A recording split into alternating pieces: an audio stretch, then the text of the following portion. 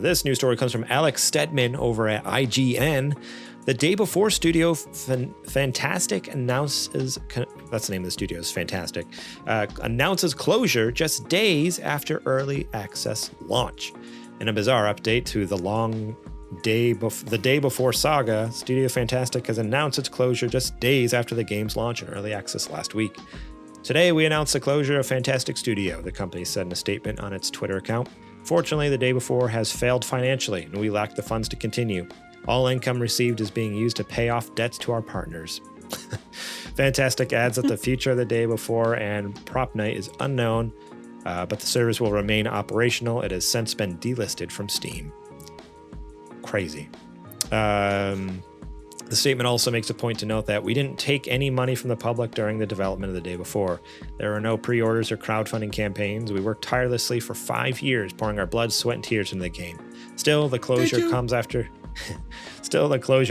fans still did spend money on it, with it costing $39.30 in early access. Some players were already asking for refunds. However, even before today's closure news, the long controversial game's early access launch was a rocky one to say the least, with the Steam page being flooded with negative reviews. Not only was the day before plagued by bugs and server issues, but there were also complaints that it wasn't even what was initially advertised. While labeled as an open-world MMO, many were quick to point out that it's actually an extraction shooter. The backlash was so bad that its players count dropped almost 90% in 4 days, and it soon entered Steam's 10 worst reviewed games of all time. That troubled launch followed an already controversial development period. Fantastic first revealed the day before back in 2021 with a 5-minute trailer stoking excitement for what seemed to be a vast zombie apocalypse MMO. The cracks, though, quickly began to show, particularly surrounding the studio's use of unpaid workers. The team defended the practice back in 2022, saying the company's values are built upon the idea of volunteering, which means that every person who works or volunteers here is doing that willingly. Excuse me? Wild. It too faced multiple delays, copycat allegations, and even a trademark dispute. By 2023, much of the community had turned on the day before, with many even accusing it of being a scam. Following the news of its closure, many fans are renewing their calls for refunds on Steam. Wild. So basically, they shut down. I didn't hear about that part. They shut down all their social media, closed down all their accounts, pulled it from Steam. And they're just like, peace, we're out. And according to Soak7 Plays in the chat, this is not, I don't have any articles. So Soak7, if you have like a reference to this, that would be great. But yeah, Soak7 in the chat mentions, though, the estimated they made $4 million after all the refunds. Which, I believe it. That's a good little chunk of change there. To basically get free labor for 5 years from volunteers and then put out a game, make $4 million and peace out, you know, probably just in time too. I wonder, how does that work? Like if they just shut down the studio and peace out and then people on Steam are like, I want a refund. Where does that money come from? Does it come from them? Or does Valve have to eat that? I think Valve has to eat that. Because normally it would come from the studio, but because the studio technically shut down, yeah. And Valve's policy is you can get your money back. Yeah. You know what though? Valve is probably in a position where it doesn't really matter. You know, like when you return something to Amazon, they're like, it's not worth it for you to ship it back to us. Just keep it, and we'll either refund you or send you a new one of the thing. Right. Yeah. So they may be in that position where, you know, 100 people bought this game, so just give everybody their money back. It's fine. It's nothing. Just Control A to select everyone on the list. Refund. Right. Just like whether they asked for it or not. Let's just get it done and over with. I doubt it hurt Valve very much to have to refund everybody who bought this game, because I'm sure nobody bought this game realistically. Yeah, that's true. Yeah, it's Soak7 also says, in the article, it mentions that servers are going to stay up, but realistically, like, is that actually going to happen? I have a feeling. Well, they probably prepaid for so long. That's true. Because you have to pay for server time in, what is it, months or years? Yeah. They probably have like 6 months and then it'll be down. What's wild to me is, I mean, I understand why they did it, because obviously it was a cash grab, but for them to just launch it and then 4 days later be like, oh, shoot, we don't have enough money. See ya.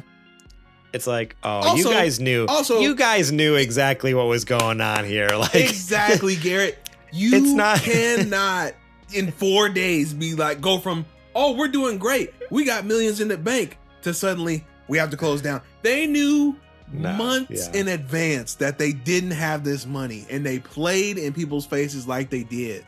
They were just biding their time. Like they were just like, yep, I eating beans and rice basically for the last 6 months to make it through, just so they can make the 4 mil and peace out. It's like, oh, so this sick. Is fraud of the highest order. Allegedly. How is nobody looking in? How is no entity looking into this? Right? Yeah, this is sketch. This is sketch big time. So whatever you do, don't buy the day before. Not to mention the volunteer work. Come on, man. Working for exposure? Wild, right? Imagine on a game? This is up there with, remember Blue Box Games? Or Blue Box Studios? Oh, people who thought we're making that Metal Gear game? Everyone thought it was like a fake studio that was actually like, it was going to be a Metal Gear game or like a PT game. And remember like when it was a Kojima Shell studio? Yeah. But remember when the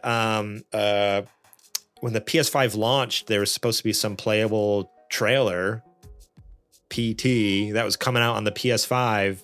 That was like 3 years ago.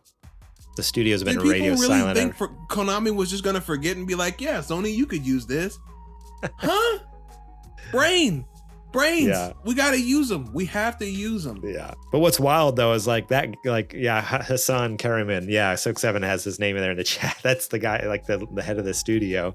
Like he was adamant. He's like, it's real. It's like, we're doing it. We're working on it. We're putting everything we can into it. And it's like, I don't think we've heard from him now in like 2.5 years. Like it's been like forever. That's because he's not working on this game anymore. No. He showed a little trailer with some feet walking across the floor, and that was the last thing we ever saw. They literally got a PlayStation blog article written about him somehow. How did he manage that? Like what kind of pull to his scam level is 100.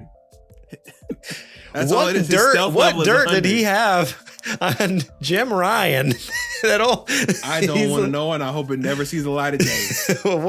What blackmail is going on over there? Because he had something on somebody to get that kind of a hype of a trailer. No way. Yeah. Oh man. I don't know. We'll see. Craziness. I can't believe it. Scams are everywhere. Scam your employees out of money. Scam the investors out of money, and then disappear into the night. I think we're doing this whole podcast thing wrong. What are we doing making a podcast? We need to start a shell game company and run off with $4 million. We need to start robbing people. That's apparently it's easy to do, and no one looks into it. No one cares. Oh man.